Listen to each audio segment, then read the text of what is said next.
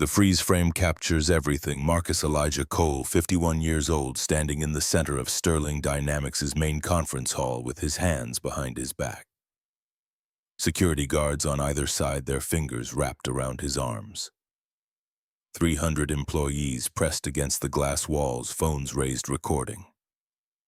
The live stream counter in the corner of the projection screen shows 4.2 million viewers. Behind Marcus, the marine engine runs, smooth, perfect, the kind of harmonic rhythm that comes when every system speaks the same language. 12 minutes and 4 seconds without shutdown. 67 previous tests had failed at 11 minutes 47 seconds. Every single one. Diana Sterling stands 10 feet away, charcoal suit hair pulled back tight enough to hurt, face twisted with rage that makes her look 10 years older than 54. Her finger points at Marcus like a weapon. Corporate espionage. He broke into my office at 6:47 this morning. The security footage plays on 3 massive screens. Marcus entering Diana's office, Marcus opening her desk drawer, Marcus accessing her private server. The timestamp glows in the corner, 6:47 a.m. A teenage boy breaks through the crowd. 16 years old, tall basketball player's build, wearing a Michigan State hoodie. Isaiah Benjamin Cole, Marcus's son. His voice cracks when he shouts, "Let go of my dad. He didn't do anything wrong." The image freezes. Marcus's face fills the screen. Calm, not defiant, not broken, just present. The kind of calm that comes from having already lost everything that mattered and discovering you're still standing. Text appears across the frozen image 8 hours earlier. 11:00 p.m. the breaking point. The maintenance cart's left wheel squeaked. Marcus had meant to fix it for 3 months, never found the time, never found the energy. Never found the part of himself that used to care about details like squeaking wheels. Because details were what separated good mechanics from great ones. 11 o'clock at night, the 38th floor of Sterling Dynamics headquarters stretched empty in both directions. Polished concrete floors reflected fluorescent lights that hummed with the frequency of cheap ballast. The kind of hum most people stopped hearing after the first week. Marcus had been hearing it for 3 years. You didn't stop hearing things just because they became familiar. You just learned to carry them. His navy blue uniform hung loose on a frame that had lost 20 pounds since Nia died. The Sterling Dynamics patch over his breast pocket was faded from 3 years of weekly washing. His name tag said, "Maintenance" in block letters. No name, just function. He pushed the cart past the R&D lab's glass walls. Inside, the marine engine sat on its test platform like a sleeping animal. $3.8 million of German engineering trying to speak to American software. It had been failing that conversation for 9 weeks. 67 attempts, 67 failures at exactly 11 minutes and 47 seconds. Marcus had been listening to this engine die for 2 weeks. Every night, when he mopped the floor outside the lab, when he emptied the trash cans, when he wiped down the whiteboards covered in equations the MIT engineers wrote and erased and wrote again. He heard it. The stutter at 2400 RPM. The hesitation every 3 seconds. The desperate fighting rhythm of a machine that knew something was wrong, but didn't have the language to explain what. His phone buzzed. Text message. Unknown number, but Marcus knew the pattern. Collection agency. 3rd one this week. Final notice. Account number 7429. Balance $127,843.29. Payment required within 72 hours to avoid legal action. He deleted it without reading past the balance. What could they take that hadn't already been taken? The apartment was rented. The Civic was 15 years old and worth maybe $1,200. Everything else had been sold 3 years ago to buy Nia 8 more months. 8 months that hadn't been enough but had been everything they had left. The cart stopped outside the executive elevator. Marcus pulled out his key card, swiped it. The reader beeped green. Maintenance had access everywhere. Had to for cleaning executive bathrooms at midnight when the important people were sleeping in houses that cost more than Marcus would earn in 30 years. The elevator rose. Marcus watched the numbers climb. His reflection in the polished steel doors showed a man who looked older than 51, gray at the temples, lines around the eyes. The kind of tired that sleep didn't fix because it wasn't about rest. It was about carrying weight that never got lighter, just more familiar. 38th floor. The doors opened. Diana Sterling stood in the hallway. Marcus's first instinct was correct. Apologize, disappear, return to invisibility. That was survival. That was the deal he'd made with himself 3 years ago when the world stopped making sense and started being something you just endured. I'm sorry, Ms. Sterling. I'll come back later. She didn't move. Designer heels on concrete, each step precise, calculated, the sound of power that didn't need to be loud to be absolute. I asked you a question, Janitor.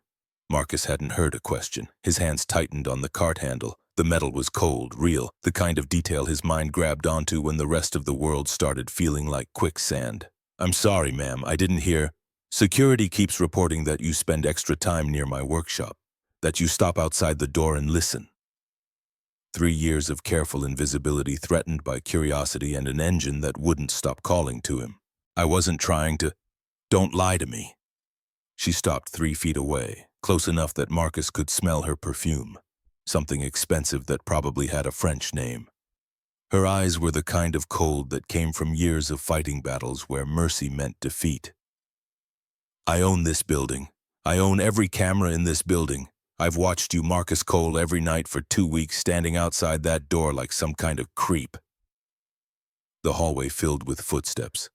Graham Foster appeared behind Diana, lead engineer, 38-years-old MIT graduate, the kind of man who'd never pushed a mop in his life but had opinions about people who did. He looked uncomfortable, sympathetic even, but too weak to intervene. Diana, maybe we should... Her voice cracked like a whip. Shut up, Graham.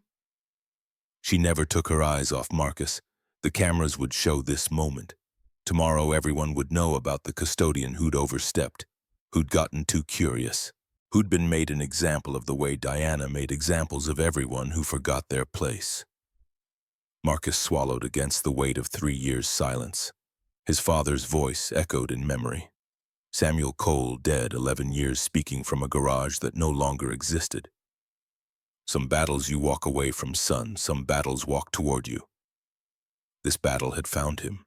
The words came out before he could stop them, before the part of his brain that had kept him safe could override the part that still remembered who he used to be. The engine. I can hear what's wrong with it. Diana blinked. Once. Twice. Processing information that didn't fit her understanding of the world. What? The marine engine. The one your team's been working on for 9 weeks. I can hear the problem. Silence stretched between them like a rope pulled too tight. Then Diana laughed. Not polite, not nervous. A cruel sound that echoed through the empty hallway and made Graham look at the floor. You can hear it. She wiped her eyes with theatrical exaggeration. Oh, this is precious. This is absolutely precious. She pulled out her phone. Her thumbs moved fast, precise. Graham, wake everyone up. Board members, engineers, the investors at the Ritz, everyone. I want them here in 1 hour. Graham's face went pale. Diana, it's 11 at night. I don't care if it's 3 in the goddamn morning. Our janitor thinks he's an engineer. I want the whole world to watch what happens next. Marcus's internal monologue screamed at him. This was the moment to backtrack, to apologize, to retreat into invisibility and hope she forgot about him in a week. The safe play, the survival strategy. But Nia's voice was louder. 3 years dead and still the loudest thing in his head. Promise me you won't give up. Promise me you'll remember who you are. Promise me you'll find your way back. He'd kept the first 2 promises, hadn't given up even when giving up would have been easier, had remembered who he was even when the world forgot, but he'd never found his way back. Not until now. Not until this moment when Diana Sterling forced a choice between continued invisibility and a gamble that might destroy him. Marcus met her eyes, saw the certainty there, the absolute conviction that he would fail, that a man who mopped floors couldn't possibly understand engineering at the level required to solve problems MIT graduates had missed. She'd underestimated him the way everyone had underestimated his father, the way the world underestimated anyone without the right credentials, the right background, the right pedigree. Marcus's voice came out quiet, steady, final. "Start the clock." Diana's smile flickered. She'd expected begging, excuses, maybe tears, the kind of collapse that would entertain her audience and reinforce her dominance. Not this. Not quiet defiance from a man who should have been broken 3 years ago. The gathering storm. The conference hall filled within 40 minutes. 300 employees, most in pajamas under winter coats, rubbing sleep from their eyes. They sensed blood in the water.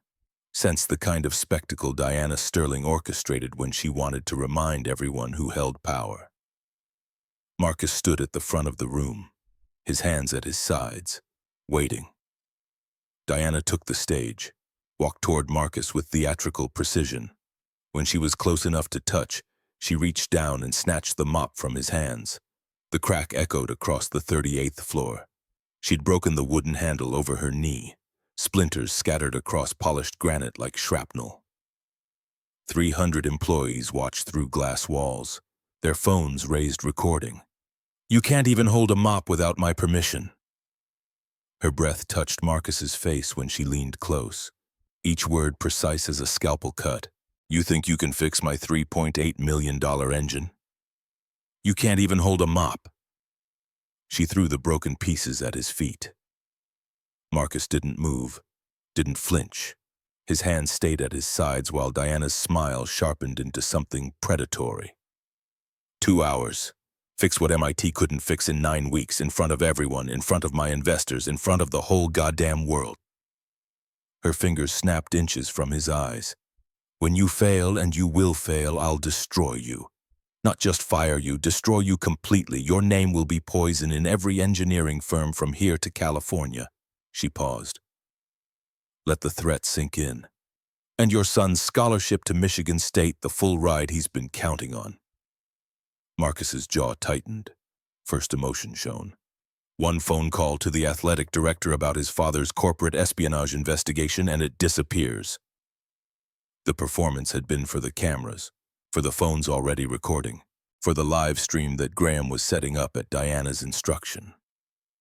Within minutes, #Sterling Challenge was trending. 50,000 viewers in the first 2 minutes. People loved watching failure, loved watching someone reach beyond their station and fall. Marcus looked down at the broken mop. Then he looked at Diana Sterling, CEO of Sterling Dynamics, the woman who'd made 3 years of his life invisible. "Start the clock." The words came out quiet, certain, final. Diana's confidence flickered. She'd expected begging tears, a man crumbling under pressure he couldn't possibly handle. Not this calm defiance that made the air shift, made 300 people lean forward, made something impossible suddenly feel inevitable. His phone buzzed.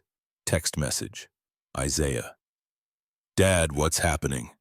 You're trending on Twitter, are you okay?" Marcus typed back with thumbs that wanted to shake but didn't. "I'm fine. Go back to sleep." 3 dots appeared, disappeared, appeared again. "I'm coming." Marcus's chest tightened. "No. Stay home.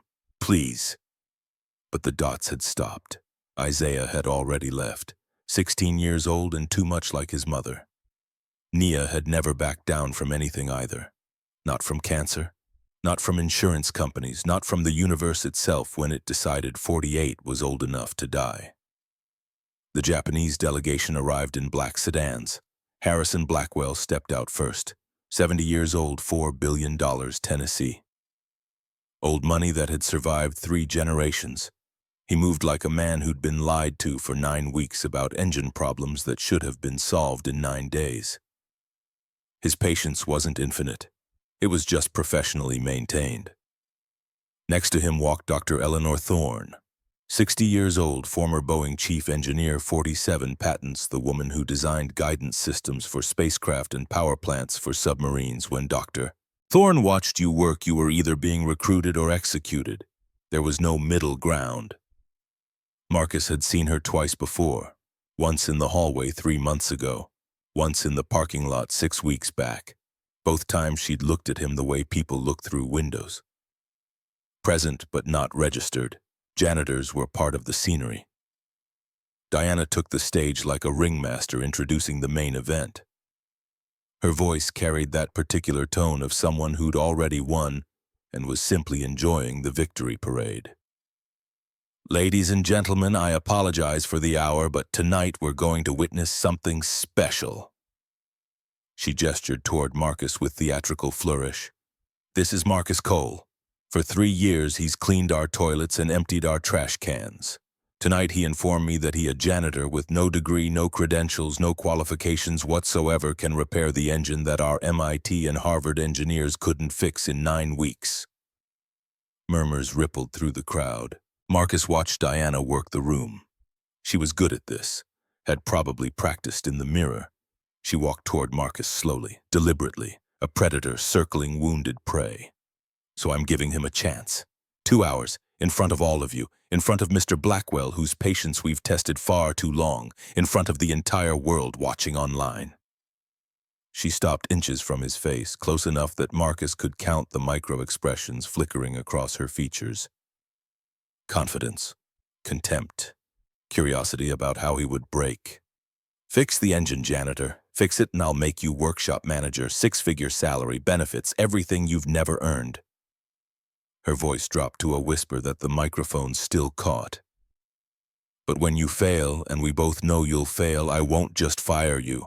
I'll make sure you never work with engines again. Not here, not anywhere, not even changing oil at a Jiffy Lube in the middle of nowhere. She snapped her fingers inches from his eyes, the sound sharp enough to make half the room flinch. Marcus looked at the broken mop at his feet. 3 years ago, he'd held a different broken thing. Nia's hand, her pulse fading, her voice barely a whisper. Promise me you won't give up. He'd promised. Promise me you'll remember who you are. He'd promised that too. Promise me you'll find your way back. That promise hurt the most, because Marcus didn't know if he could keep it. How do you find your way back when the path only leads to empty apartments and midnight shifts and the ghost of who you used to be? But standing in this conference hall with Diana Sterling 3 inches from his face and 300 people waiting for him to fail, Marcus realized something. He was tired. Tired of being invisible. Tired of pretending he didn't hear the engines calling. Tired of living like a ghost in his own life. If Diana wanted a show, he'd give her one. And when she tried to destroy him afterward because she would try, that was certain. At least he'd know he stood up. At least he'd know he tried. Marcus met her eyes, held them. Start the clock. The words hit Diana like a slap. Her smile froze, cracked at the edges. She'd expected collapse, begging, the kind of performance that would let her maintain control of the narrative. Not this. Not calm certainty from a man who should have been destroyed 3 years ago. The workshop smelled like oil and failure. The marine engine dominated the room, chrome and steel catching overhead lights, German precision meeting American ambition. 9 weeks of broken promises made metal. Marcus approached slowly, placed both hands flat against the engine block, closed his eyes. His father had taught him this. Samuel Cole, 36 years at Ford Motor Company. The man who could diagnose any engine by sound alone. Every machine has a heartbeat, son. Most people hear noise, but if you listen, really listen, the engine will tell you exactly what's wrong. Marcus listened, felt the vibration through his palms, the subtle wrongness that everyone else had missed because they were looking at screens instead of feeling the machine. Because they trusted instruments more than instinct. Because they'd never been taught to hear the way Samuel Cole had taught his children to hear. There, the stutter at 2400 RPM, the hesitation every 3 seconds, the cascade of micro-failures propagating through 47 interconnected systems. The crowd pressed against the glass walls, watching, recording, waiting for him to fail. Isaiah slipped in through the back entrance, 16 years old. 6'2", his mother's eyes in his grandfather's hands. He'd been crying. Marcus could see the tear tracks even though Isaiah had tried to wipe them away. Their eyes met across the room. Marcus saw 3 years of questions in his son's face. 3 years of watching his father disappear into invisibility. 3 years of not understanding why. Now was the moment to show him why. Marcus spoke without opening his eyes, his voice carrying across the workshop. There, 2400 RPM, every 3 seconds. You hear that stutter? Graham Foster stood at his diagnostic station, checked his monitors.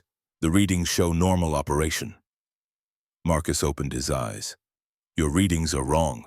That's part of the problem. He pulled out his notebook, worn leather, his father's handwriting mixed with his own. 40 years of engine wisdom compressed into 240 pages. The diagnostic software is calibrated for American standards, but this engine was built in Stuttgart, German engineering, metric precision. Your instruments are looking for the wrong symptoms. Diana laughed, sharp, designed to cut. A janitor telling MIT engineers their instruments are wrong. This is priceless. But Marcus was already showing them the math. His handwriting cramped but precise in the margins around his father's 40-year-old notes about Ford assembly line issues. The fuel injection system is German, calibrated to bar units, precision to hundredths of a millimeter. But your control unit is American. It reads PSI, expects looser tolerances. He pointed to the calculations, numbers that made Graham lean forward despite himself. The fuel rail pressure sensor reads 3.5 bar. Your software converts that to 50.76 psi, but rounds to 50.8. That's a 0.07% error. Graham started to object. Marcus kept talking. Insignificant by itself, but this engine has 47 interconnected systems. Each one compounds the error.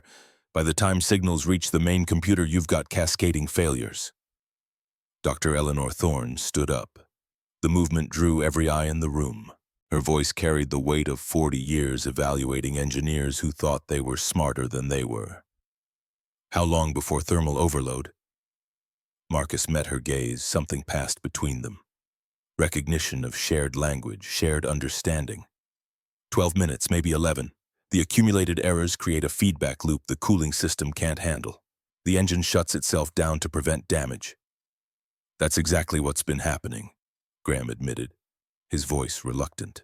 11 minutes 47 seconds every single time. Diana's smile tightened at the edges. Her control of the narrative was slipping. The custodian wasn't fumbling, wasn't lost, was speaking with quiet confidence that came from knowing exactly what he was talking about. She tried to regain ground. So you've identified the problem. Congratulations. But any idiot can point at something and say it's broken. Can you actually fix it? Marcus reached into his cart. Under the cleaning supplies and trash bags, he pulled out a component. Brushed aluminum, size of a hockey puck. This, Diana stared. That's a $50 part. $58. It's a metric to Imperial Bridge adapter. He held it up so the cameras could see.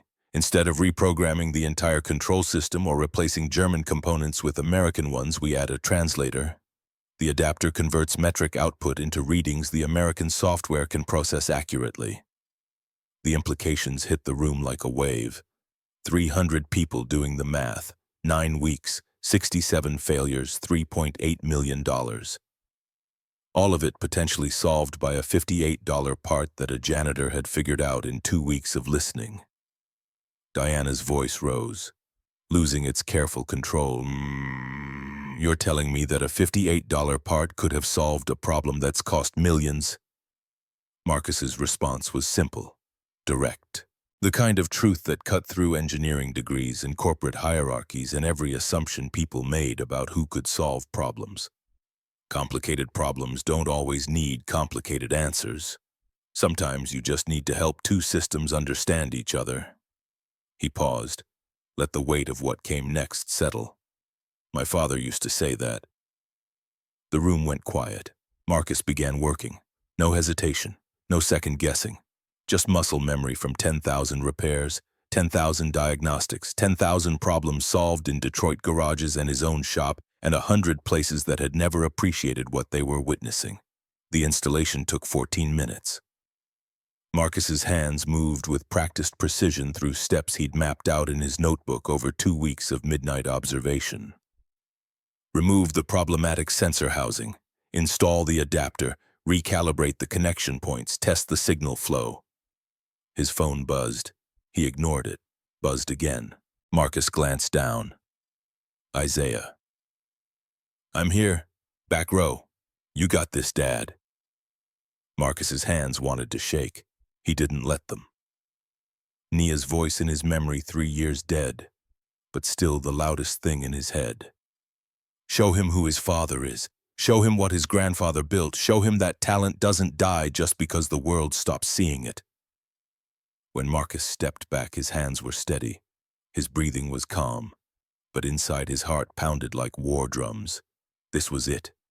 3 years of silence leading to this moment. Nia's promise, Samuel's legacy, everything compressed into the next few minutes while an engine either ran or failed. Ready for testing. The workshop fell silent. 300 people holding their breath, cameras recording, live stream viewers hitting 120,000 and climbing. Diana checked the clock on the wall. 8:47 p.m., 73 minutes early. "You're cutting it close, Janitor." Marcus nodded to Graham. "Start it." Graham looked at Diana. She waved impatiently. His hand moved to the ignition. The engine roared to life. Marcus closed his eyes, listened with his father's ears.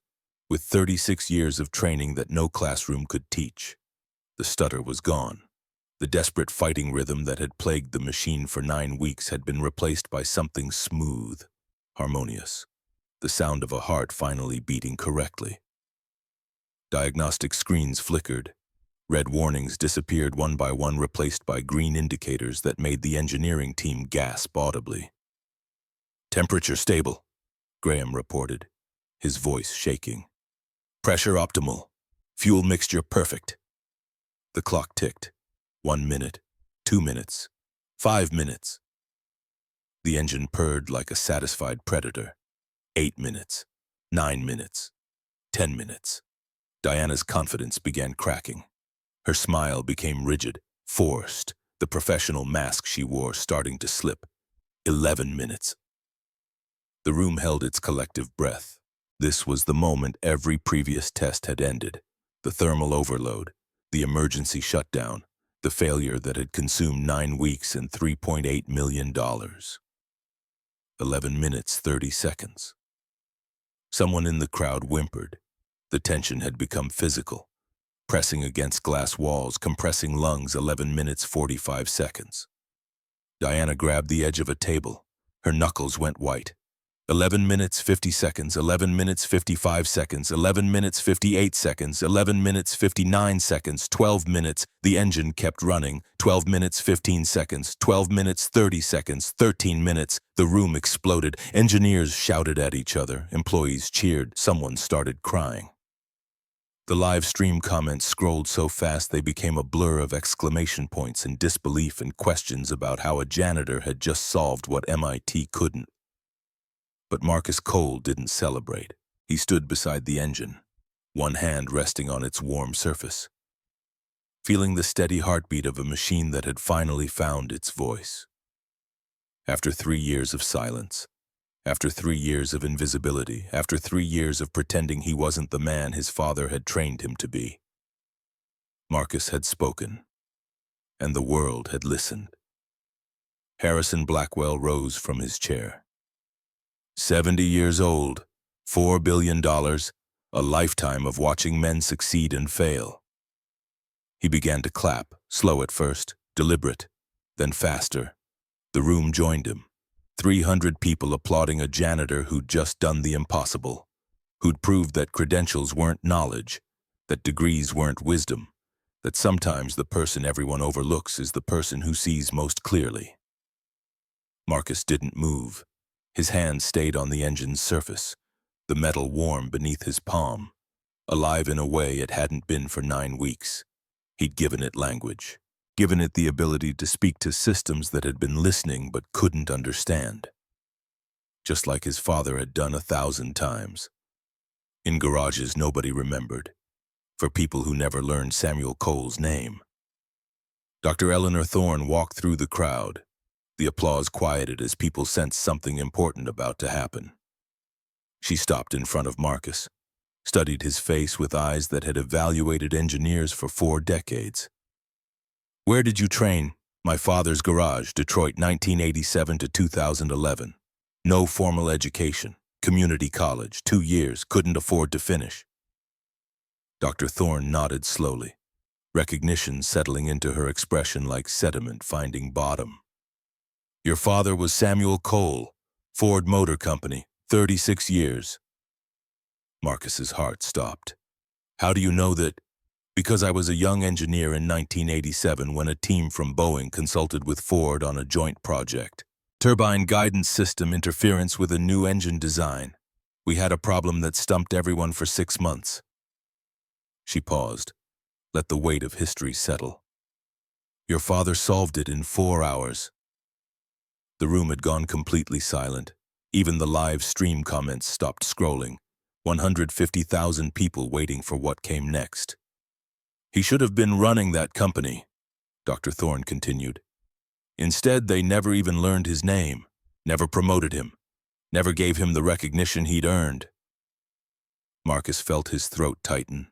His father had never told him that story, had never mentioned Boeing or guidance systems or being the smartest person in a room that refused to see him. "He never told me." "He wouldn't have. Men like your father don't boast. They just do the work and hope someone notices."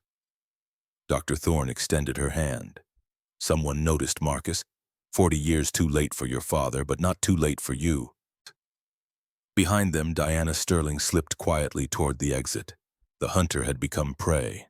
The woman who terrorized 300 employees was attempting escape while their attention focused elsewhere. She didn't make it. "Ms. Sterling," Harrison Blackwell's voice stopped her cold. "We need to discuss the terms of our continued partnership." Diana turned. Professional mask struggling to reassemble itself. "Of course, Mr. Blackwell. I'll have my assistant schedule. Now." The word carried the weight of $82 million. "We discuss now." The crowd parted as Blackwell walked toward Diana. His presence filled the space the way gravity fills a room. Invisible but absolute. "For 9 weeks, your company has failed to deliver what you promised. Tonight, a janitor succeeded where your experts failed. This raises questions about leadership, about judgment, about whether Sterling Dynamics deserves our investment." Diana's face went pale beneath carefully applied makeup. "Mr. Blackwell, I can explain. You will explain. To your board, to your shareholders, to everyone who watched tonight's performance." He glanced at Marcus. "But first you will apologize." The room held its breath. "Apologize to Mr. Cole, publicly, now." Diana Sterling, CEO, owner, queen of everything she surveyed, looked at Marcus Cole, the janitor she'd mocked, the invisible man she'd tried to destroy, the master mechanic who'd just saved her company. Her lips pressed into a thin line, her hands trembled at her sides. Every camera in the room captured this moment. The live stream viewers had hit 200,000. This would be replayed, analyzed, remembered. She whispered, "I'm sorry." "Louder," Blackwell said. "The cameras are recording." Diana closed her eyes. When she opened them, something had broken behind the cold exterior. Not remorse, not yet, but the first crack in armor she'd spent 30 years forging. "I'm sorry, Mr. Cole. I was wrong about you." Marcus looked at her for a long moment, thought about Nia's final words, about promises made to dying wives, about finding your way back when the path seemed impossible. "Apology accepted," he said quietly. "Now let's talk about how we're going to make this engine even better." The workshop clock read 12:47 a.m., 73 minutes ahead of schedule. Marcus Cole, janitor, had just become Marcus Cole, the man who heard engines speak. The threat. The crowd began dispersing. Engineering teams gathered around diagnostic stations, reviewing data, trying to understand how they'd missed something so obvious. Executives pulled out phones to brief board members who'd wake up to news their company had been saved by custodial staff. Marcus stood alone by the engine, one hand still resting on its surface. The vibration against his palm felt like a heartbeat, steady, strong, the way things were supposed to feel when they worked correctly, when all the parts aligned and the systems understood each other. Isaiah appeared at his side, 16 years old, 6'2", his mother's eyes in his grandfather's hands.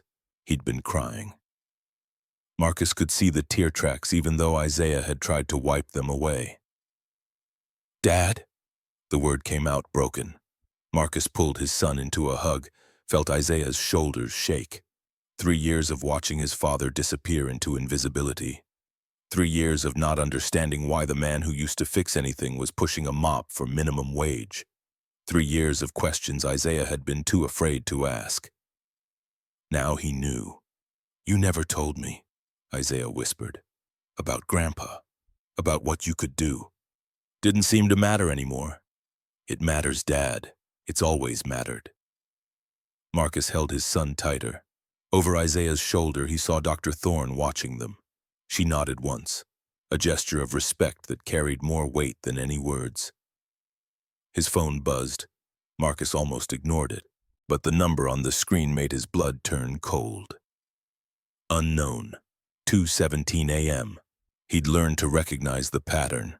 Collection agencies called from blocked numbers. Debt collectors used software that rotated caller IDs. But something about this call felt different, deliberate, timed. Marcus answered. Put the phone to his ear, kept his other arm around Isaiah. "Hello." Silence.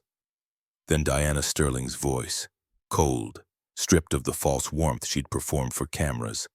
"Hello, Marcus?" He should have hung up, should have blocked the number, should have known that Diana Sterling wouldn't accept defeat gracefully, that powerful people don't lose, they just choose when to stop playing. "Ms. Sterling, I wanted to call and congratulate you personally. Quite a performance tonight." "Thank you." "Don't thank me yet." Pause. Calculated. The sound of someone shuffling papers or pretending to. "I've been doing some research since I left the workshop. Fascinating things come up when you know where to look." Marcus's stomach dropped.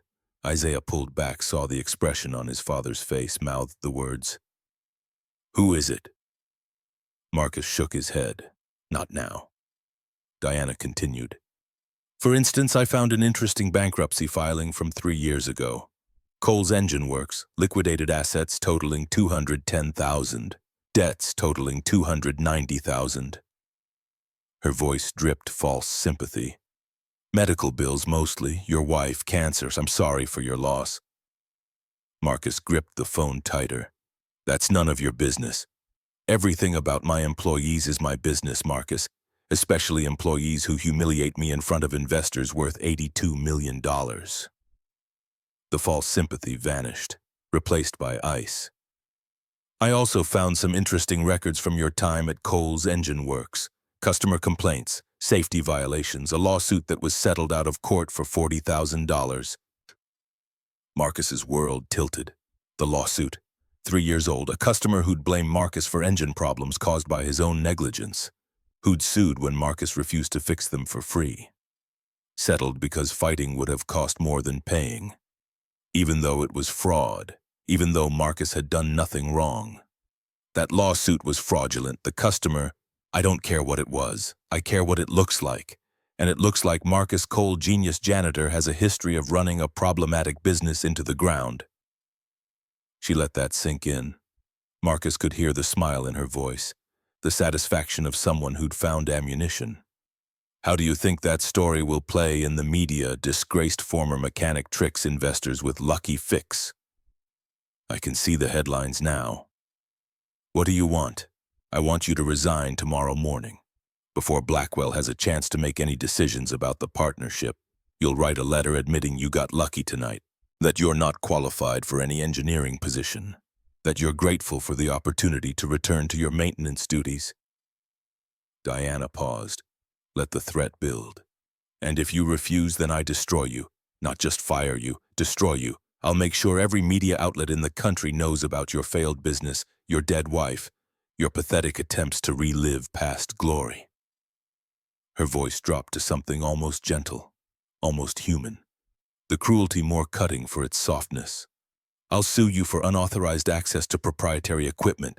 I'll have my lawyers drag you through court until you can't afford to eat, and that scholarship your son's been counting on, the full ride to Michigan State. Marcus's hand went numb. He almost dropped the phone. One call to the athletic director, one mention of a pending criminal investigation into corporate espionage. You think they're going to risk their reputation on the son of a janitor facing federal charges? The words hit like bullets, each one finding soft tissue, tearing through the brief moment of hope Marcus had allowed himself to feel. You think tonight was a victory, Marcus, but you forgot the most important rule of corporate America. People like me don't lose. We just choose when to stop playing. The line went dead. Marcus stood in the darkness of the workshop, phone still pressed to his ear, Diana's threat echoing in the silence. Isaiah touched his arm. Dad, what's wrong? Marcus looked at his son, saw Nia in his eyes, saw Samuel in his hands, saw 3 generations of talent the world had tried to bury under poverty and prejudice, and the absolute conviction that some people were meant to lead and others were meant to follow. Nothing, Marcus lied. Nothing's wrong. But everything was wrong. Diana Sterling had just declared war, and Marcus had 8 hours to decide whether to surrender or fight back. The Alliance. Marcus didn't sleep. Dawn crept through his apartment blinds while he sat at the kitchen table, Samuel's notebook open in front of him, Nia's photograph watching from the shelf. The bankruptcy records Diana mentioned were public. The lawsuit, fraudulent as it was, had left paper trails. She would twist it, make it evidence of incompetence, feed it to journalists who'd write headlines about janitors playing engineer. By noon, Marcus's moment of triumph would become a cautionary tale about overreach and delusion, unless he moved first. His phone showed 6:15 a.m., a new text message. Unknown number, but the area code was local. Mr. Cole, Harrison Blackwell requests private meeting, 7:30 a.m., conference room B, come alone. Marcus stared at the message. Blackwell, the billionaire who'd stood and applauded, who'd forced Diana to apologize, who held $82 million over Sterling Dynamics like a sword. He could be an ally or another predator. Marcus had stopped trusting his ability to tell the difference 3 years ago, when the world revealed itself as a place where good people died in pain and bad people prospered. But he was out of options. Marcus showered, put on the same clothes from yesterday. He owned 3 pairs of work pants, 4 shirts, all variations of the same practical uniform. His knee ached from standing on concrete for 2 hours while fixing the engine. The Civic's check engine light had been on for 3 months. Ironic for a master mechanic who couldn't afford to fix his own vehicle. Sterling Dynamics' parking lot was empty at 7 a.m. Marcus's keycard still worked. Diana hadn't moved that fast. He rode the elevator to the 38th floor, watched the numbers climb, remembered every night he'd ridden this same elevator pushing a maintenance cart while executives ignored his existence. Conference room B was smaller than the auditorium where he'd performed for 300 people, intimate. 2 chairs facing each other across a table. Harrison Blackwell sat in one, hands folded, expression unreadable. Marcus took the other chair, waited. His father had taught him that silence could be its own form of communication. Blackwell spoke first. She will try to destroy you. You know this. Yes, sir. And yet you challenged her anyway, in front of her employees, in front of her investors, in front of the entire world. Marcus considered his answer, decided on truth. It was all he had left. I was tired of being invisible. Something that might have been a smile touched Blackwell's weathered face. Either very brave or very foolish. Probably both. Blackwell's laugh was unexpected, warm, genuine. The sound of a man who'd spent 70 years evaluating people and recognized honesty when he heard it. I like you, Mr. Cole. I liked you before last night when I watched security footage of a janitor studying engine blueprints at 2 in the morning. I liked you more when I saw you stand up to a woman who terrifies half of corporate America." He stood, walked to the window overlooking Detroit's industrial sprawl. The morning sun turned his silver hair to platinum. "Your father, Samuel Cole. I knew of him." Time stopped. Marcus's chest tightened around air that suddenly wouldn't move properly through his lungs. "In 1987, I visited Ford's Detroit plant as a young executive, 39 years old, ambitious, building what would become Blackwell Industries." Blackwell turned from the window. His eyes held memories across 4 decades. "There was a problem with the turbine design, something that stumped our joint engineering team for months. Your father solved it in one afternoon." Marcus found his voice, barely. "He never mentioned that. He refused to take credit, told our team the solution was obvious if you listened to the engine."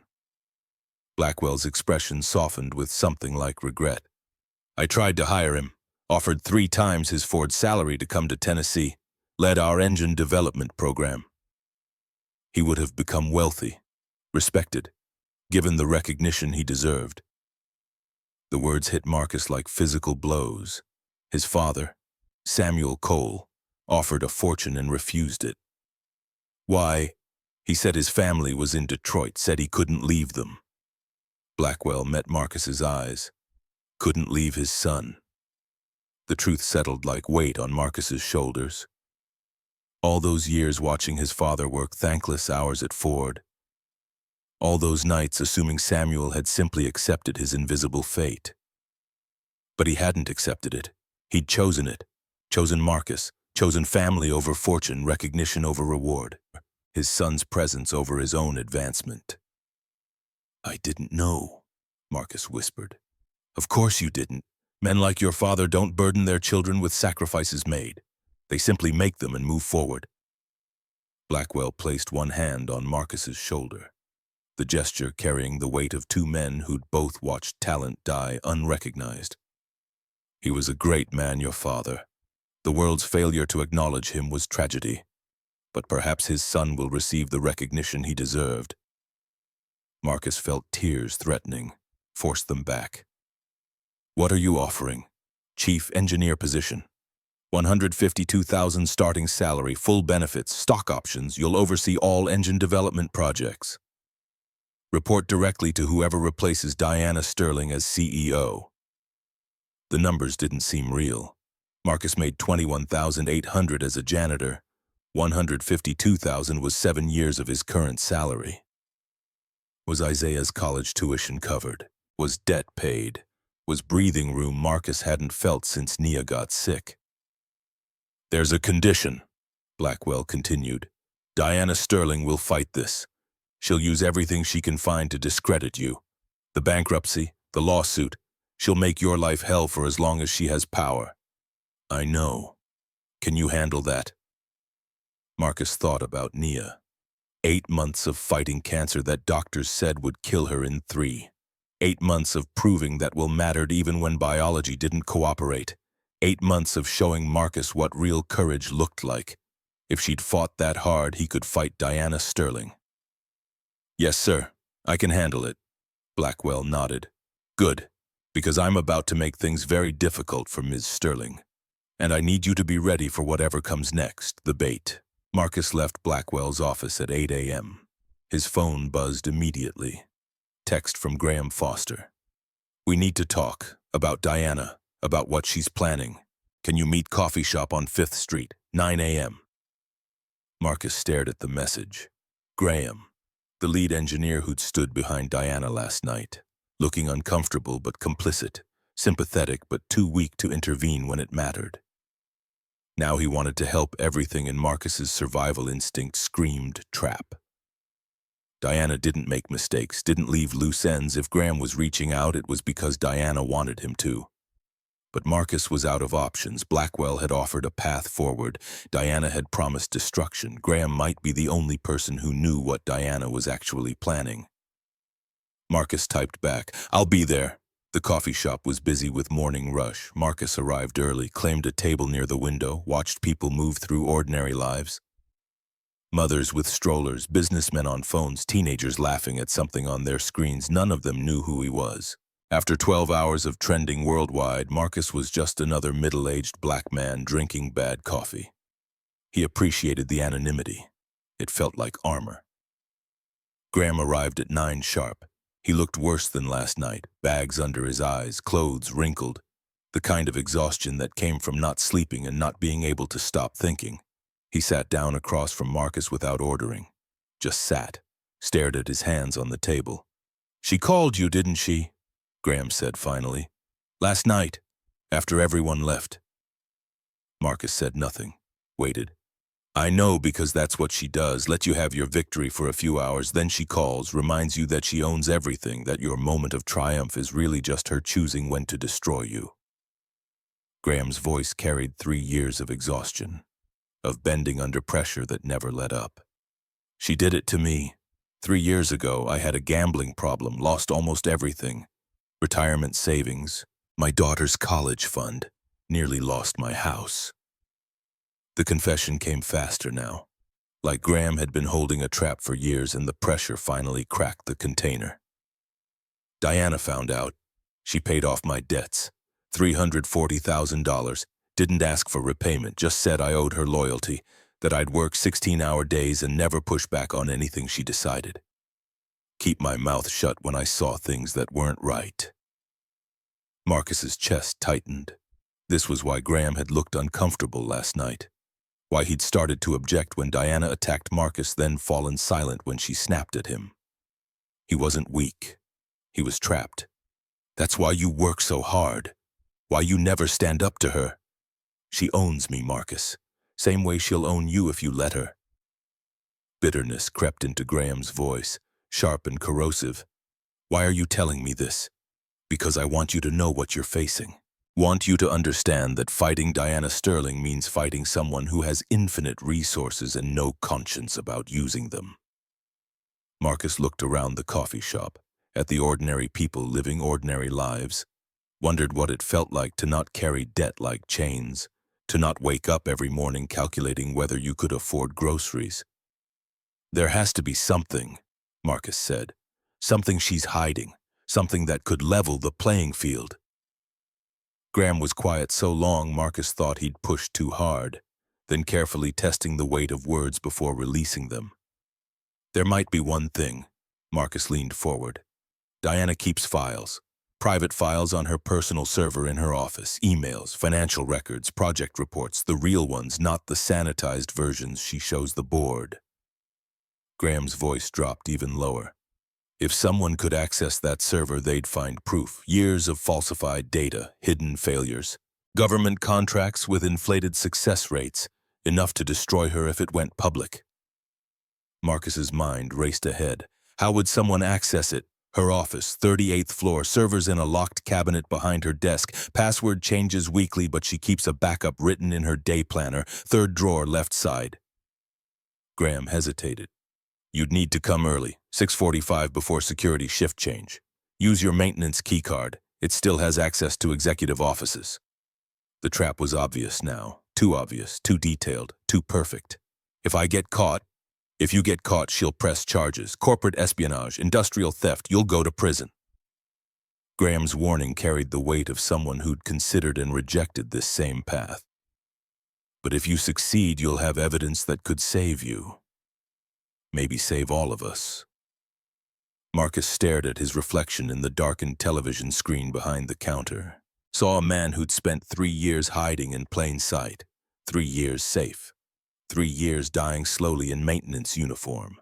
Diana's threat would come whether he fought back or surrendered. At least fighting meant going down with dignity instead of drowning in sins. "How do I access the server?" Graham gave him instructions. Detailed, precise. The kind of specificity that came from someone who'd thought this through carefully. Mapped every step. Understood exactly what needed to happen. They talked for 17 minutes. When Graham left, Marcus sat with his phone in hand, wondering if he'd just found an ally or walked into a trap his exhausted brain was too tired to recognize. His phone buzzed. Text from Isaiah. "Dad, are you okay? You left early. What's happening?" Marcus typed back. Everything's fine, going to handle some business, love you. 3 dots appeared. Love you too, Dad, be careful. Marcus finished his coffee, watched morning turn into day through the window. Thought about Nia, about promises, about whether some battles were worth fighting even when you knew you'd probably lose. He had until 6:45 a.m. tomorrow. 12 hours to decide whether to walk into Diana Sterling's trap or disappear back into invisibility. The choice had already been made. Marcus just had to be brave enough to follow through. The office. 6:47 a.m. Marcus stood outside Diana Sterling's office door. His maintenance keycard felt like a weapon in his hand, or evidence, depending on how the next 10 minutes played out. The 38th floor stretched empty in both directions. Security shift change happened at 7. Graham had been specific about that. 15 minutes of vulnerability when the night guard clocked out and the day guard wasn't yet at his station. 15 minutes when the cameras still recorded but nobody was watching the feeds in real time. Marcus swiped his card. The lock beeped green. He pushed through, closed the door behind him. Diana's office smelled like her perfume. Sharp undertones. The scent of someone who'd fought every day to prove she belonged in rooms that didn't want her. Marcus understood that fight, had lived it differently, but understood. The desk dominated the space. Polished mahogany. The cabinet behind it sat exactly where Graham had described, locked, waiting. Marcus moved fast, no time for hesitation, no room for second thoughts. His father's voice in his memory, measure twice, cut once, but when it's time to cut, don't hesitate. Third drawer, left side. The day planner sat exactly where Graham promised, leather-bound, Diana's initials embossed in gold. He flipped through pages of meetings and appointments and notes written in precise handwriting that revealed someone who planned every hour, controlled every variable, never left anything to chance. There, last Monday's page, a string of numbers and letters in the margin, casual enough that someone glancing wouldn't recognize it as a password, but clear enough that Diana could find it when needed. Marcus memorized the sequence, replaced the planner, turned to the cabinet, entered the password. The lock clicked open. Inside, a small server hummed quietly, surrounded by external hard drives and backup systems. Everything Diana wanted to keep hidden from the world, stored in a locked box in a locked office in a building she owned. Marcus pulled the flash drive from his pocket. He'd bought it at a 24-hour convenience store for $12. His checking account now down to $83 until next week's paycheck that might never come. He plugged it into the server. The download dialog appeared. Estimated time 7 minutes. Progress bar crept forward. 3%, 7%, 12%. Each percentage felt like an hour. Each second stretched into eternity while Marcus stood exposed in Diana's office, committing a crime that would send him to prison if discovered. Betting everything on the chance that Graham Foster was helping instead of setting a trap. 23%, 31%, 41%. Footsteps in the hallway. Marcus froze. His blood turned to ice water in his veins. The footsteps grew louder, heels clicking against concrete with the rhythm he recognized from 3 years of avoiding it during his cleaning rounds. The door opened. Diana Sterling walked in. Time stopped. Diana stood in the doorway, briefcase in hand, staring at Marcus with an expression that moved through surprise toward something colder, more calculated. Behind him, the computer showed 58%. The flash drive was visible. The open cabinet was visible. Marcus's guilt was visible in every line of his body. Well, Diana's voice carried that particular tone of someone who'd just won a game they'd been playing 3 moves ahead. This is unexpected. Marcus's mind raced through impossible scenarios. Lie about why he was here. Claim he'd come to clean. Pretend the download was something innocent. Every option crumbled under the weight of obvious guilt. Diana closed the door behind her. The lock clicked with the finality of a cell door. I came in early to prepare for my meeting with Mr. Blackwell. Wanted to review some files, get my story straight. She walked toward him, each step measured, deliberate. Instead, I find you in my office, stealing from my private server. 66%, 73%. Marcus found his voice. I'm not stealing. This is evidence. Evidence of what exactly? Falsified reports, hidden failures, defense contracts you've been lying about for years. His hands clenched at his sides. Graham told me everything. Diana's laugh was sharp enough to cut. Graham Foster told you about my private files. She shook her head, genuine amusement mixing with cruelty. Oh, Marcus, sweet, stupid Marcus. 81%, 89%. Graham Foster works for me, has worked for me ever since I paid off his gambling debts 3 years ago. The truth hit Marcus like a physical blow. Graham's sympathetic voice on the phone, his detailed instructions, his warnings about getting caught, all of it performance, all of it trap. You think I don't know everything that happens in my company? Diana's smile was arctic. Graham called me the moment you left the coffee shop, told me your whole plan. I've been waiting since 5 a.m. for you to walk through that door. 95%. Marcus looked at the screen, then at Diana. Understanding crashed through his exhaustion. She'd let him come, let him break in, let him plug the flash drive in and start downloading. Because she didn't need to stop him. She needed proof he'd committed a crime. You set me up. I gave you rope. You chose to hang yourself. Diana pressed a button on her phone. Security is already on the way. Corporate espionage, industrial theft, unauthorized access to protected systems. My lawyers will make sure you spend the next 10 years in prison. Her finger moved toward the call button. Unless you'd like to discuss alternatives. 99%. Marcus felt the weight of 3 years' survival instincts screaming at him. This was the moment to surrender, to beg, to take whatever deal Diana offered, because prison would destroy him worse than invisibility ever had, would destroy Isaiah, would mean breaking every promise Marcus had made to Nia. But somewhere underneath the fear, underneath the exhaustion, a different voice spoke. Nia's voice, but also his own, the part of himself he'd buried 3 years ago when the world became too heavy to carry. Courage isn't the absence of fear.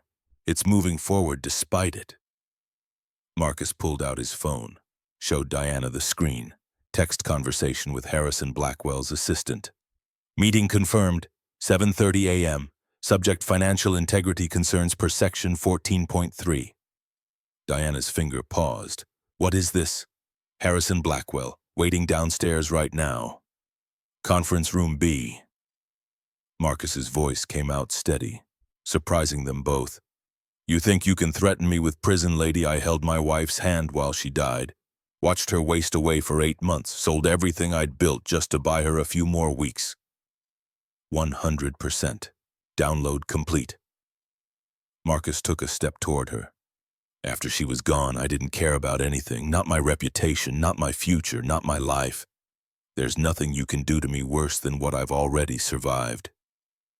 Diana's eyes flicked to the screen, then back to Marcus, her carefully constructed facade beginning to crumble. Here's what's going to happen.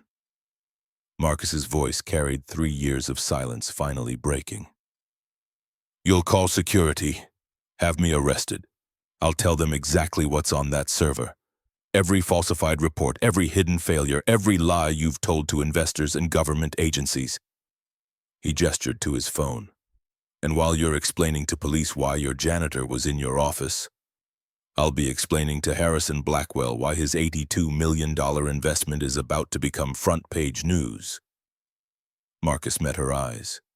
He's waiting for me right now, downstairs, in the lobby. The cavalry. Diana stared at the phone like it was a weapon pointed at her chest, her mind racing. Marcus could see it in the micro-expressions flickering across her face, calculating, searching for escape routes, finding them all blocked. You're insane, she whispered. You're throwing away your life for nothing. No, I'm throwing away nothing for something. For the first time in 3 years, I'm fighting back. Marcus pulled the flash drive from the server, held it up so Diana could see. Win or lose, that's worth everything I've got left. Silence filled the office. The server hummed. Diana's phone trembled in her hand. She tried one last time, voice losing its careful control. There has to be a deal, something you want. Money, position, I'll make you head of the entire engineering division, 7 figures, stock options. There's nothing you can give me that I want. Diana's armor shattered completely. Her voice rose, carrying years of fights and sacrifices and battles won through sheer refusal to lose. You think you're better than me? I built this company from nothing. I fought every day against men who told me I couldn't, shouldn't, wouldn't. I clawed my way to the top while people like you were content to push mops and complain about how unfair life is. Her hands shook. Tears threatened at the corners of eyes that had learned not to cry decades ago. I became exactly what they expected me to be. A tyrant, someone they couldn't ignore or dismiss or steal from. And it worked. I'm standing in a corner office on the 38th floor of a building with my name on it. She pointed at Marcus. Where are you standing? The vulnerability lasted only seconds before she caught herself. Rebuilt the walls, but Marcus had seen it. The woman underneath the armor. The one who'd started out fighting for respect and somewhere along the way started fighting just to fight. Forgot why it mattered. Confused dominance with dignity. The door burst open. Security guards rushed in, followed by a man in an expensive suit, chief legal counsel. Ms. Sterling, we received an alert that your server was accessed remotely. He stopped when he saw Marcus, saw the open cabinet, saw guilt written in every detail of the scene. Diana recovered fast, professional mask snapping back into place. A trespasser. He broke into my office and was attempting to steal proprietary data. Arrest him immediately. The guards moved toward Marcus, their hands reached for his arms. Wait! Everyone turned. Harrison Blackwell stood in the doorway. Behind him, Dr. Eleanor Thorne. Behind her, more members of Sterling Dynamics' legal team, looking confused and concerned. Blackwell walked into the office slowly. His 70 years carried with the dignity of someone who'd spent 5 decades building empires and knew exactly when one was crumbling. Everything concerning Sterling Dynamics concerns me. I have $82 million invested in this company. That gives me certain rights. He looked at Marcus. Mr. Cole, would you like to explain? Marcus's throat was dry. This was the moment. The point where he either committed fully or backed down, where 3 years of silence either ended or extended forever. Ms. Sterling has been falsifying reports, defense contracts with inflated success rates, government projects with hidden failures, financial records that don't match what she's been telling investors. His voice gained strength. The proof is on that server. I was downloading it when she walked in. Diana laughed, sharp, desperate. He has no proof. He's a disgruntled employee making wild accusations. Marcus pointed at the flash drive in his hand. The proof is right here. Everyone looked at the small device, at the progress bar showing 100% complete. Blackwell nodded to Dr. Thorne. Check it. Diana's voice cracked. Don't touch that. That's private property. You have no right. Section 14.3 of our investment agreement grants me access to any and all financial records upon reasonable suspicion of material misrepresentation. Blackwell's voice carried absolute authority. Consider this reasonable suspicion, the files, Doctor. Thorne pulled the flash drive from Marcus's hand, plugged it into her laptop. The room fell silent while she scrolled through files. Her expression shifted, curiosity becoming concern, becoming something approaching horror. Harrison! She looked up. You need to see this. For several minutes, the only sound was clicking and scrolling. Marcus watched Diana's face cycle through emotions. Defiance, fear, calculation, resignation. She was trapped, and Diana Sterling had never learned how to surrender gracefully. Dr. Thorne's voice was clinical, stripping emotion from devastating facts. The Nakamura contract, reported success rate 94%, actual success rate 61%, 33 percentage points of falsified data. Blackwell leaned over the laptop. His face remained neutral, but something dark moved behind his eyes. Government Defense Project. 3 complete failures never reported to oversight agencies. Safety violations that should have triggered immediate shutdown. He turned to Diana. Is this accurate? Diana said nothing. Her jaw clenched. Her hands had stopped shaking. That scared Marcus more than the trembling had. She was calculating again, planning her next move. Ms. Sterling, is this accurate? Her voice came out flat. I want my lawyer. Blackwell nodded to the security guards. Please escort Ms. Sterling to a conference room. She is not to leave the building until our legal team has completed a full review of these documents.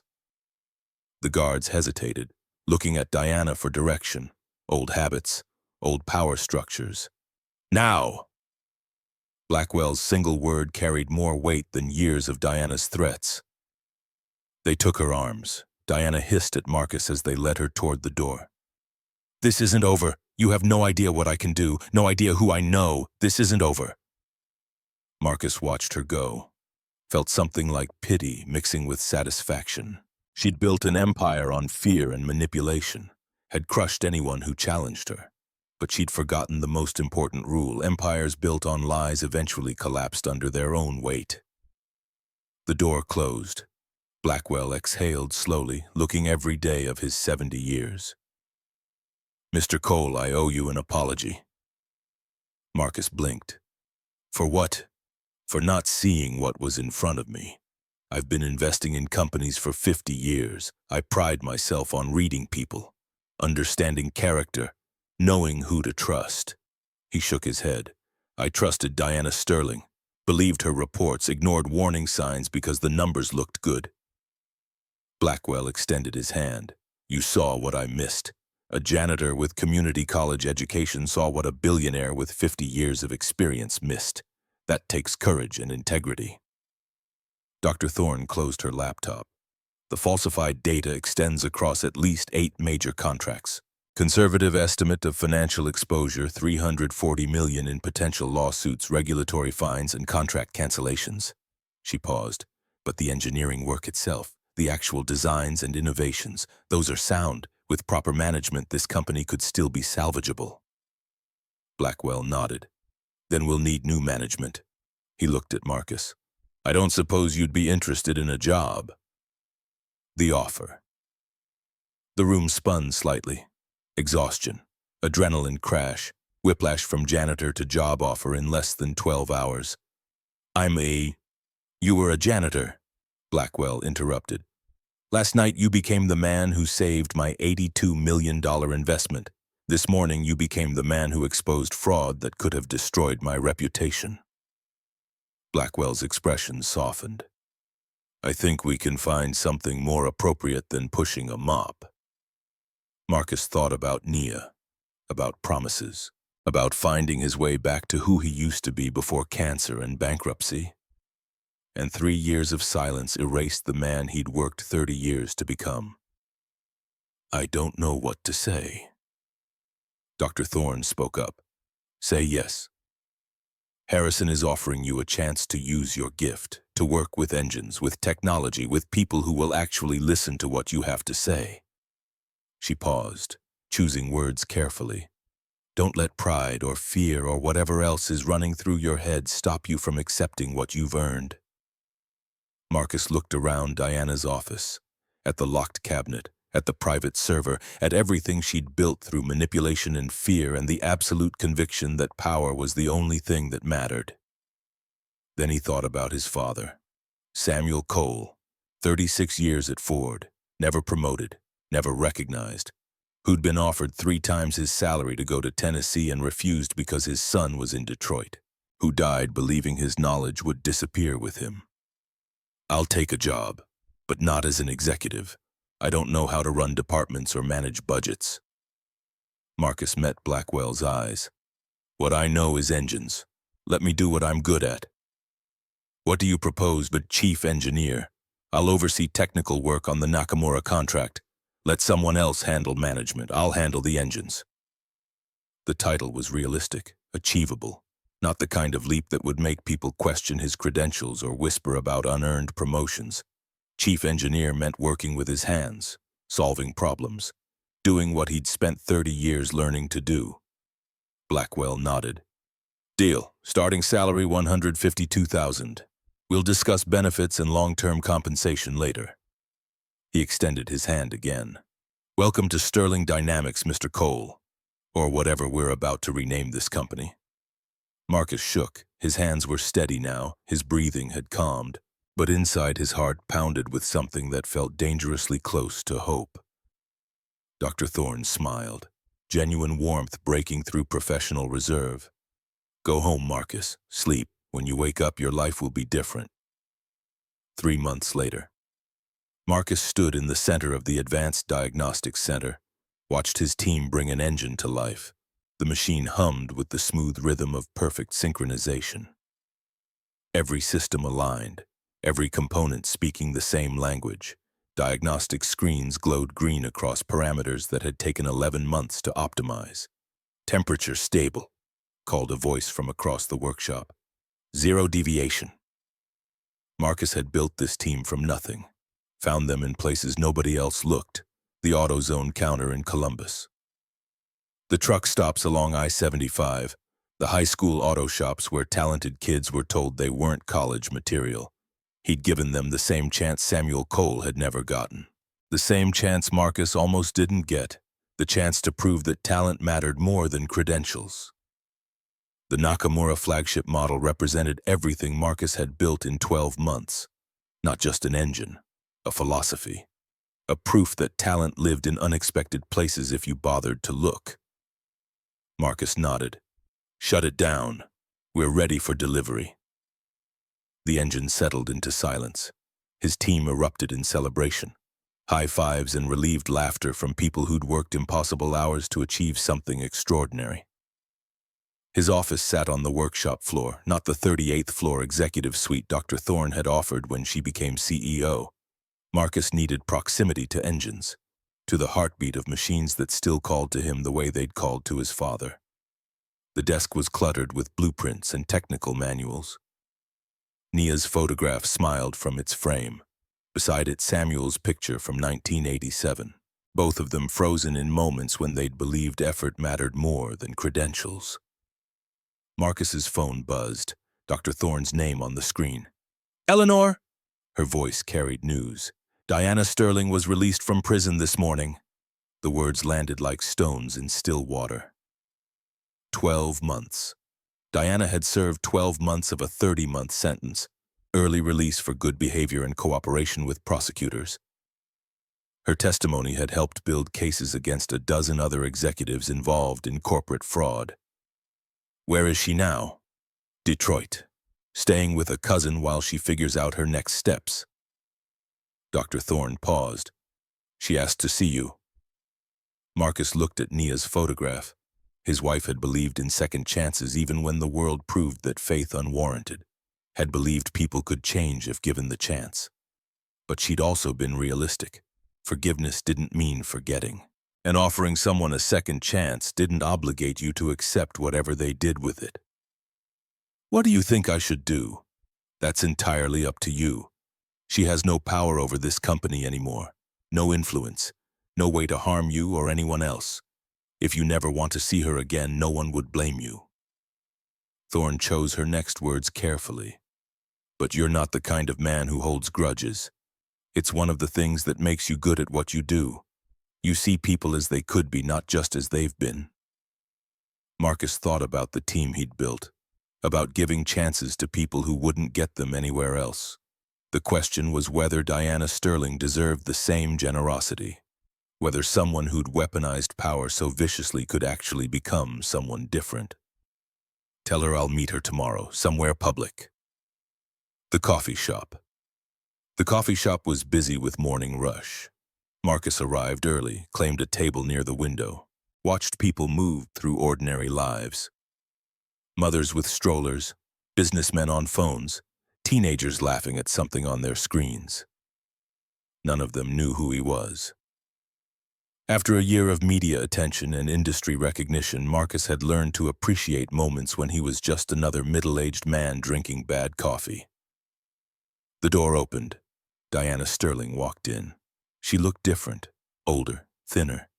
The designer suits were gone, replaced by simple jeans and a worn jacket that had seen better years. No makeup, no jewelry, no visible trace of the woman who'd commanded a billion-dollar empire with the kind of presence that made rooms fall silent. But her walk still carried purpose. Her eyes still held intelligence. Prison hadn't broken her, had changed her, yes, but broken was something different. She spotted Marcus, walked toward him slowly, each step testing whether he'd stand up and leave. Marcus stayed seated, waited. His father had taught him that silence could be its own form of power. Diana reached the table. Her voice came out quieter than Marcus remembered. "Thank you for meeting me." "Sit down." She sat. Up close, Marcus could see lines around her eyes that hadn't been there 12 months ago. Gray streaks in hair she'd always kept perfectly colored. The weight of consequences etched into features that had spent decades hiding vulnerability. "You look good," Diana said. "Successful agrees with you." Marcus studied her. The compliment felt genuine but also strategic, as if Diana was testing which approach might work. "You look tired." Her laugh was dry, brittle. "Prison will do that, although honestly the exhaustion started long before they locked me up. I just didn't know how to admit it." She fidgeted with a napkin, tearing small pieces from the corner. A nervous habit completely at odds with the commanding presence she'd projected in her corporate life. Marcus recognized it as a sign. Diana Sterling, who terrorized 300 employees, was genuinely nervous sitting across from the janitor she'd tried to destroy. "I've been thinking about what I'm going to say to you for 12 months, Diana continued. Rehearsing speeches, preparing arguments, trying to find the perfect words. She looked up at him. "And now that I'm sitting here, none of it seems to matter." Marcus waited. Let her find her own way through whatever she'd come to say. "You don't need my explanations. Don't need my excuses. You've moved on, built something incredible, helped people I would have dismissed without a second thought." Her expression shifted, bitterness creeping in at the edges. "While I lost everything, the company, the reputation, 12 months in a cell thinking about all the ways I destroyed my own life." The vulnerability lasted only seconds before defensiveness reasserted itself. Diana's voice hardened slightly. "But you know what part of me still thinks I was right? That the world doesn't reward kindness or fairness. That if I hadn't been ruthless, I'd never have built Sterling Dynamics in the first place." Marcus felt something shift. This wasn't the transformed, repentant Diana he'd half expected. This was someone still wrestling with who she'd been. Still defending choices she intellectually knew were wrong but emotionally couldn't quite surrender. It was more honest than any prepared speech would have been. More real. And paradoxically more hopeful. Because people who truly changed didn't pretend the change was easy or complete. "What do you want, Diana?" She was quiet for a long moment, staring at the shredded napkin in her hands. "Honestly, I don't know. For the first time in my life, I have no plan, no strategy, no goal to chase. I'm 55 years old with a criminal record and no skills beyond exploiting people and manipulating numbers." Her voice cracked slightly. "I'm terrified, Marcus. More terrified than I've ever been. And I think that might be a good thing. Because fear means I'm finally paying attention to consequences instead of just charging ahead and assuming I'm invincible." Marcus recognized the fear, had lived with it for 3 years after Nia died. The terror of not knowing who you were when everything you'd built had been stripped away. When the identity you'd constructed over decades collapsed and left you standing in the rubble wondering what came next. "What are you going to do now?" Diana's laugh was self-deprecating. "I've been applying for jobs. Unsurprisingly, convicted felons with fraud on their records aren't in high demand. My Harvard MBA doesn't mean much when it comes with a criminal background check." She paused, then added with careful casualness, "I was hoping maybe Blackwell Engineering might have something.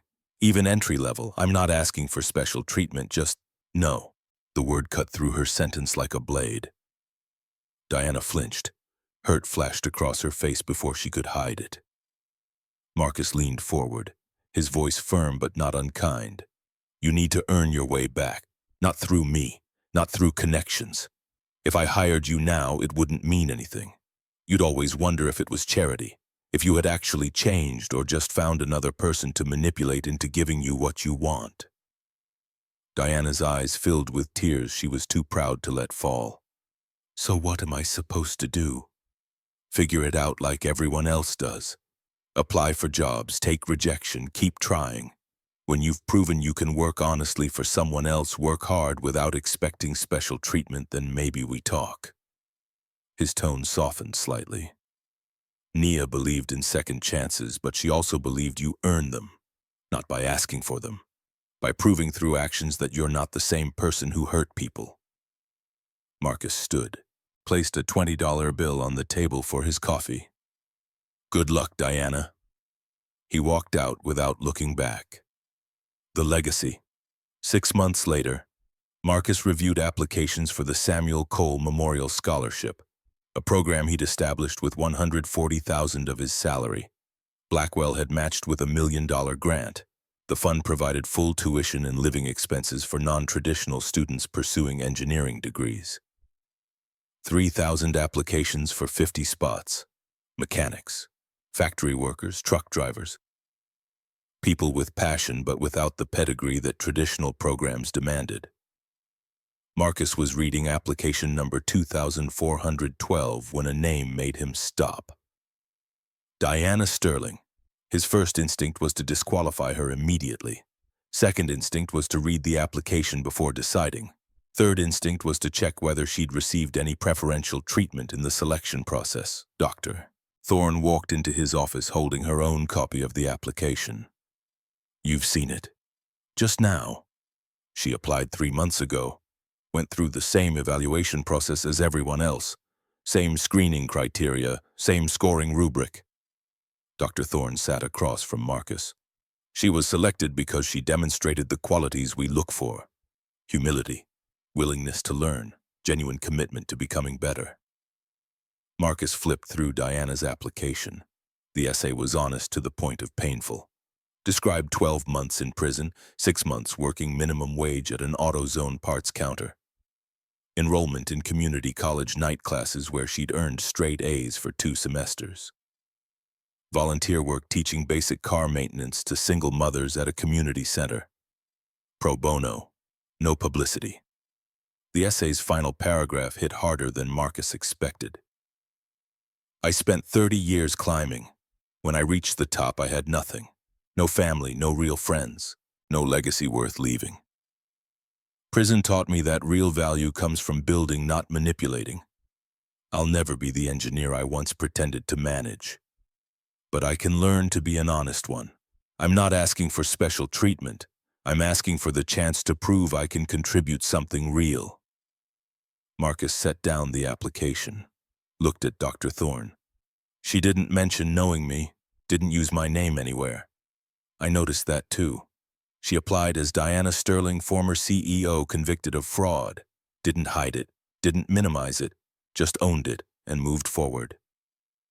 Marcus thought about 87 job applications Diana must have submitted over 6 months.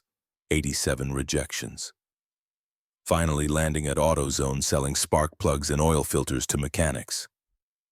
Working that job while taking night classes. Volunteering her time. Building something new from absolute bottom. That was earning it. That was the kind of change Nia would have recognized as real. What's your recommendation? She earned the spot. Question is whether you're comfortable with it. Marcus looked at his father's photograph. Samuel Cole had been passed over for promotions he'd earned because people couldn't see past his lack of credentials. Had died unrecognized because the world valued pedigree over competence. The Samuel Cole Memorial Scholarship existed to prove that wrong, to give chances to people who'd been overlooked or dismissed or judged by their backgrounds instead of their potential. Diana Sterling had been all those things and worse, but she'd also spent 6 months proving she could change, could work honestly, could earn her place without manipulation or shortcuts. If Marcus rejected her now, he'd be doing exactly what he'd fought against. Judging someone by their past instead of their demonstrated potential. If she earned it, she earned it. accept her application. The new beginning. The graduation ceremony filled Blackwell Engineering's main auditorium. 50 fellows walking across the stage. Mechanics, drivers, factory workers, all transformed into certified engineers ready to contribute to industries that had previously rejected them. Diana's name was called midway through. She walked across the stage in a simple black dress, no ceremony, treated exactly like the 49 others.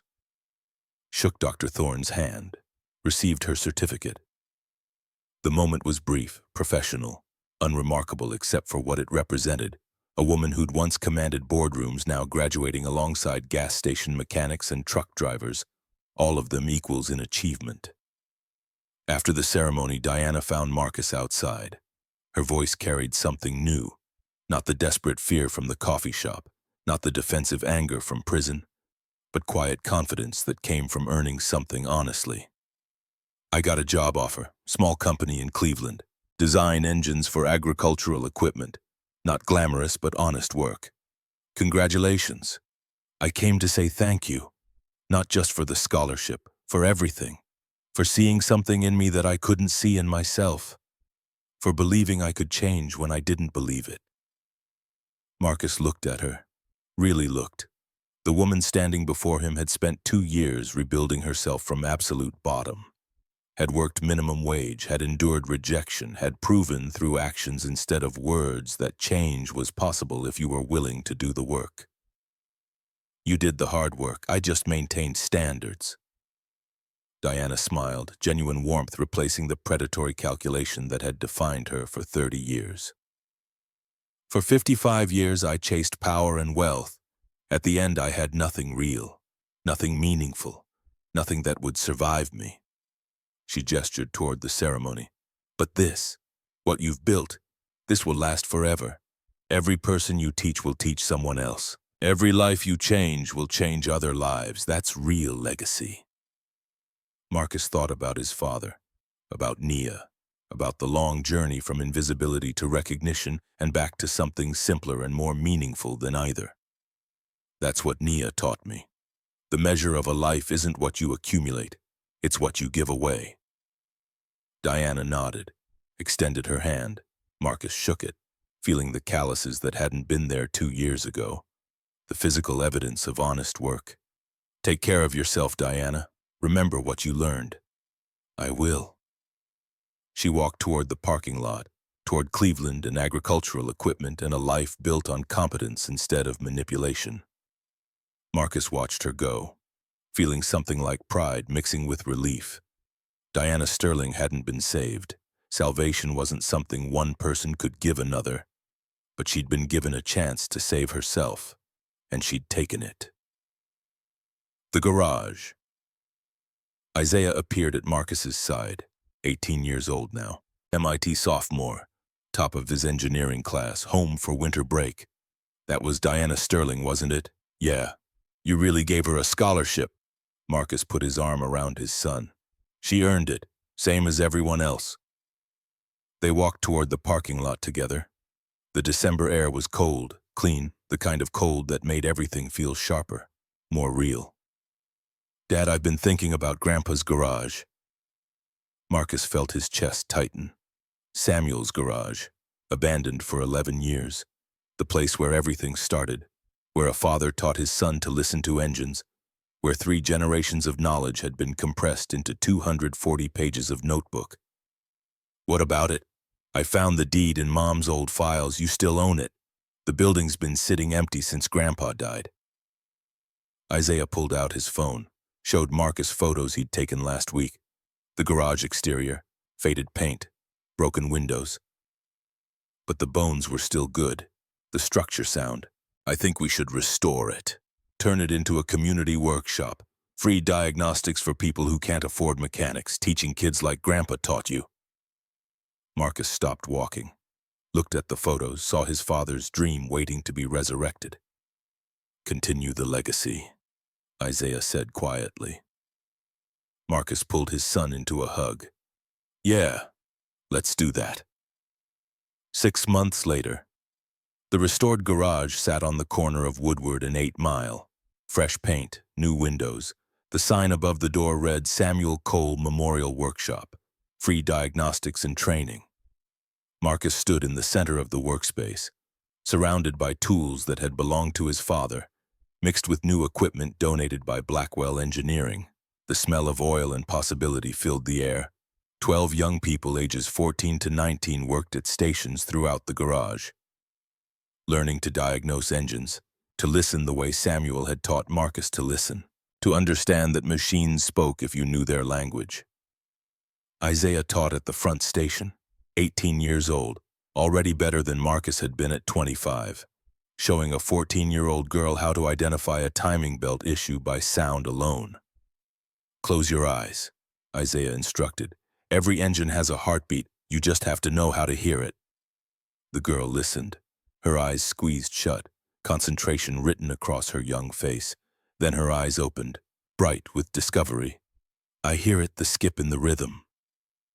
Isaiah smiled, the same smile Nia used to have when she was proud of something. "Now you're listening like an engineer." Marcus watched from across the garage, felt Nia's presence in the moment, felt Samuel's approval in the air. 3 generations meeting in a workshop that refused to let knowledge die. His phone buzzed. Text from Dr. Thorne. "Board meeting tomorrow. They want to discuss expanding the scholarship to 100 students next year. Harrison's adding another $2 million. Thoughts?" Marcus typed back, "Let's do it." He looked around the garage, at the young faces learning, at Isaiah teaching, at the legacy multiplying exactly the way it was supposed to. This was what Nia had meant when she made him promise to find his way back. Not back to who he'd been before she died, but forward to who he was supposed to become. Not invisible, not desperate for recognition, just present, useful, teaching. The 14-year-old girl successfully diagnosed her first engine problem. Isaiah high-fived her. She grinned so wide Marcus thought her face might split. That moment, that single moment of discovery, that was worth more than any salary, any title, any recognition the world could offer. Marcus pulled out his phone, opened the photo gallery, found the picture of Samuel Young Marcus and a disassembled engine from 1987. 3 generations in one photograph. Now a 4th generation was learning in the same garage where it all began. Marcus whispered to the photograph, "We did it, Dad. Your knowledge didn't die. It's multiplying." Outside, the sun set over Detroit, the city that had made the Cole family, the city that had broken them, the city that was watching them rebuild. Above the garage, the sign glowed in the fading light, Samuel Cole Memorial Workshop. Knowledge doesn't die. It multiplies. Inside, engines hummed. Young voices asked questions. Isaiah answered with patience. Samuel would have recognized. And Marcus Cole, 52 years old. Chief engineer, teacher, father, stood in his father's garage and finally understood what legacy meant. Not what you build, not what you accumulate, not even what you achieve. Legacy is every person you teach, every life you change, every door you open that someone else walks through. The garage would outlive Marcus, the scholarship would outlive him, the knowledge would outlive them all. And that was enough, that was everything.